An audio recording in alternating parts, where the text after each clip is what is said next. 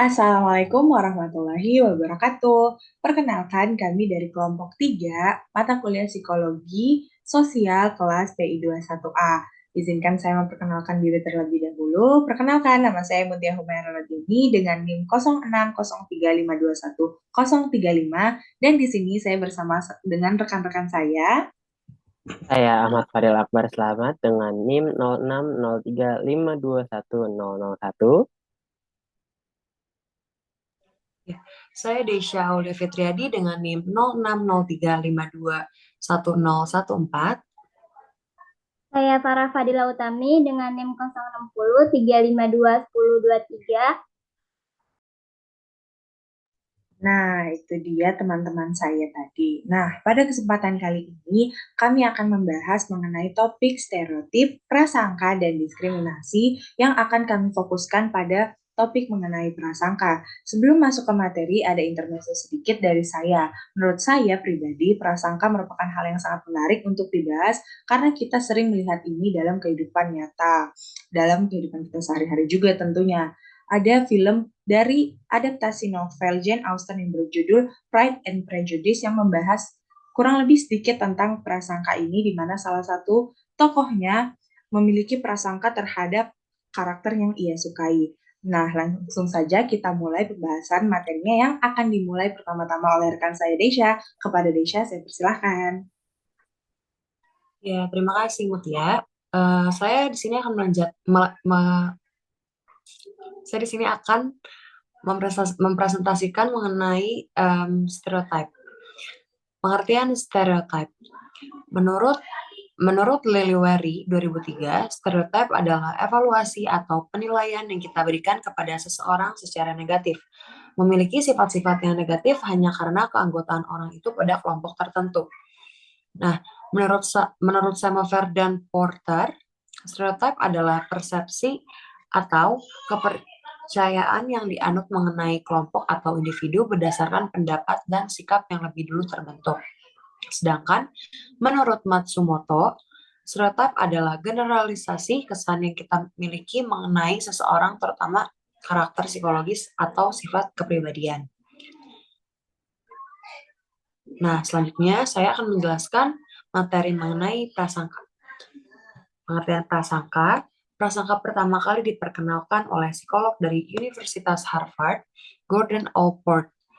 Berasal dari kata prejudicium yang berarti pernyataan atau kesimpulan tentang sesuatu berdasarkan perasaan atau pengalaman yang dangkal terhadap seseorang atau sekelompok orang tertentu. Nah, Brehm dan Cassin mengemukakan prasangka dapat berarti sikap, emosi, atau perilaku negatif terhadap seseorang atau sekelompok orang karena keanggotaannya dalam kelompok tertentu. Hal ini disebabkan karena adanya penilaian tanpa melihat karakteristik unik dari seseorang atau sekelompok orang yang dinilai. Tetapi penilaian dilakukan berdasarkan karakteristik kelompoknya yang menonjol. Nah, prasangka menurut Brown dapat berupa keyakinan kognitif yang bersifat merendahkan, pengekspresian perasaan negatif, tindakan permusuhan dan tindakan diskriminatif. Sedangkan menurut Baron dan Branscombe, prasangka merupakan emosi negatif yang berupa tanggapan atau ketidaksukaan berdasarkan keanggotaan kelompok.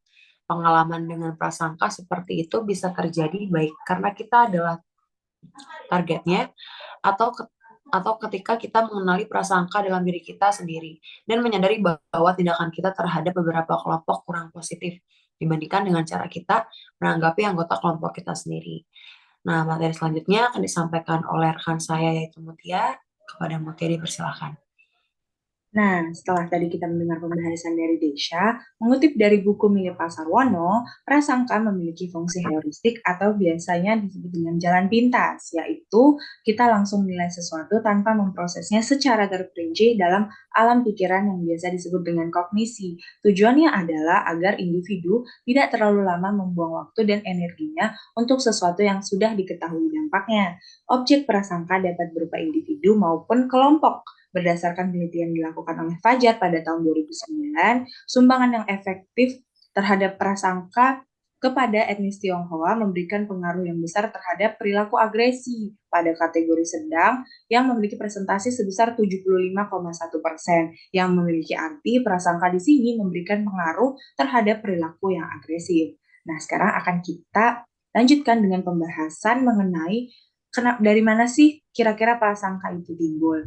Jadi, menurut Baron and Byrne, ada beberapa hal yang menjadi faktor yang mempengaruhi adanya prasangka. Yang pertama ada konflik langsung antar kelompok, di mana kompetisi sebagai sumber prasangka yang didasarkan oleh realistik konflik teori, di mana kompetisi antar kelompok sosial akan terjadi untuk memperoleh kesempatan atau komoditas yang berharga yang akan berkembang menjadi kebencian atau prasangka maupun dasar emosi.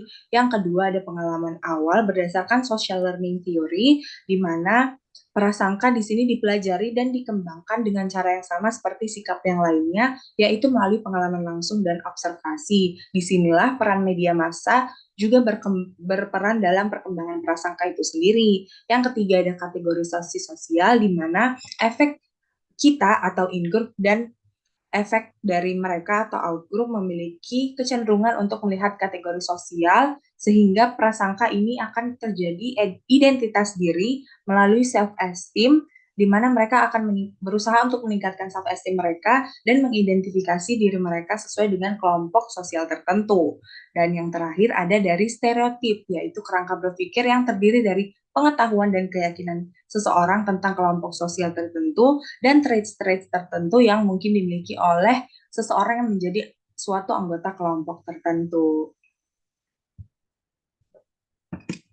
Selain dari itu, ada beberapa faktor juga nih yang menjadi faktor munculnya prasangka. Seperti yang bisa kita lihat, ada orang berprasangka ternyata dalam rangka untuk mencari kambing hitam, ada yang karena memang sudah dipersiapkan, ada yang timbul karena anggapan tersebut sudah menjadi pendapat umum. Yang ini nih yang biasanya yang banyak ya. Dan yang terakhir ada prasangka yang timbul karena adanya perbedaan-perbedaan atau akhirnya menimbulkan perasaan superior. Nah, selanjutnya akan dilanjutkan oleh rekan saya. Silahkan. Baik, terima kasih Mutia. Tadi materi kita udah mendengarkan nih penjelasan dari Kak Mutia. Selanjutnya di sini aku mau menjelaskan mengenai ciri-ciri prasangka. Yaitu yang pertama adanya keyakinan kognitif yang bersifat merendahkan, yang merupakan kecenderungan untuk mengintimidasi lawan atau baik orang maupun kelompok atas dasar pandangan dari kelompoknya sendiri.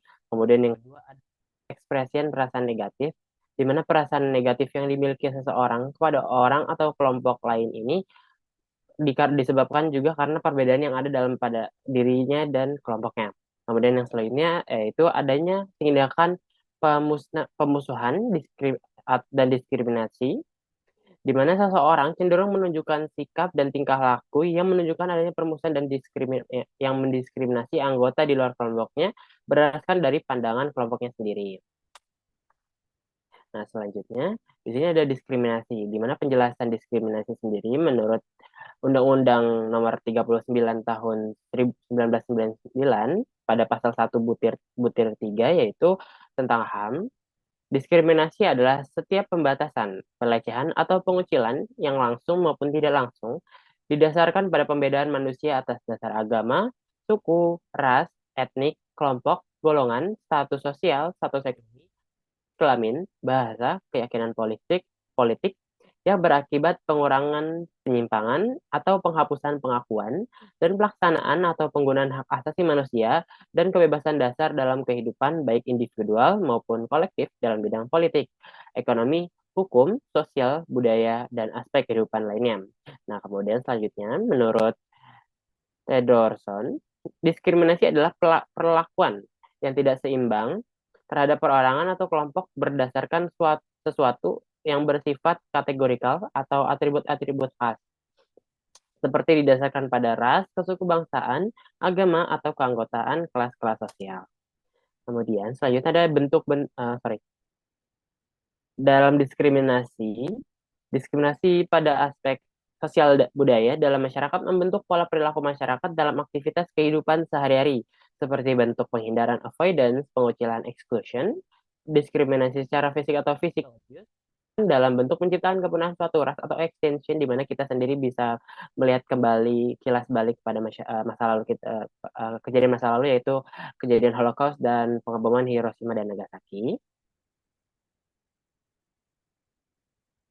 Para psikolog sosial dalam Baron dan Branscombe pada tahun 2013 mengemukakan perbedaan dalam stereotip, prasangka, dan diskriminasi. Stereotip dianggap sebagai kognitif dari sikap terhadap kelompok sosial, khususnya keyakinan tentang seperti apa kelompok tertentu itu. Kemudian prasangka menurut Baron dan Branscombe ini dianggap sebagai komponen afektif atau perasaan yang kita miliki tentang kelompok tertentu. Dan diskriminasi menyangkut perilaku komponen atau tindakan diferensial yang diambil terhadap anggota kelompok sosial tertentu.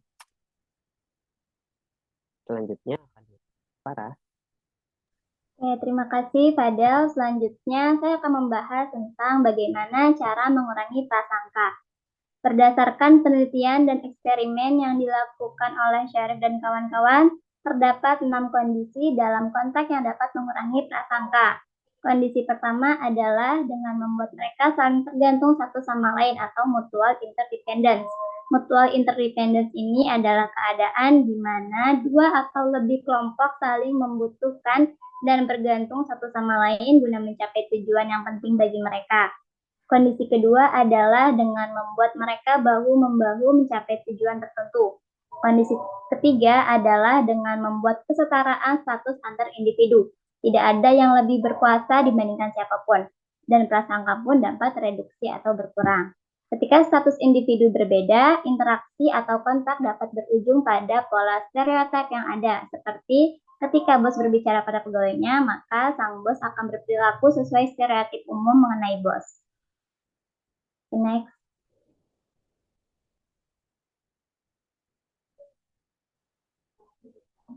Kondisi keempat adalah melalui interaksi bersahabat dan informal dengan beberapa anggota grup. Individu dapat lebih memahami bahwa stereotip yang dipercayainya ternyata salah. Menempatkan dua kelompok yang berbeda dalam satu ruangan tidak dapat dengan mudah mengurangi prasangka karena masing-masing individu akan tetap terfokus pada kelompoknya. Kondisi kelima melalui persahabatan. Interaksi informal dengan berbagai anggota atau multiple members of group, seorang individu akan belajar bahwa keyakinannya tentang outgroup adalah salah. Kondisi keenam adalah dengan adanya norma yang mempromosikan dan mendukung kesetaraan di antara kelompok. Norma sosial yang kuat dapat dimanfaatkan untuk memotivasi orang untuk menjangkau anggota kelompok luar. Sebagai contoh, jika bos atau profesor menciptakan dan memperkuat norma penerimaan dan toleransi di tempat kerja atau di dalam kelas, anggota kelompok akan mengubah perilaku mereka agar sesuai norma tersebut.